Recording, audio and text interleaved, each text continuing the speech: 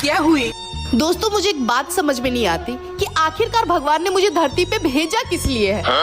क्योंकि ना ही तो उन्होंने मुझे शक्ल दी है और ना ही अकल। बात तो सही है। एक पति दिया है वो भी बेवकूफ, बच्चे दिए वो भी नालायक, ससुराल वाले दिए वो भी ओवर स्मार्ट, एक किस्मत दी है वो भी 5-6 जगह से फूटी हुई, एक ऐसा शरीर दिया है कि अगर मैं 150 कदम भी चल लूं तो धड़कन से आवाज आती है, मालकिन आप रुकोगे या मैं रुक जाऊं।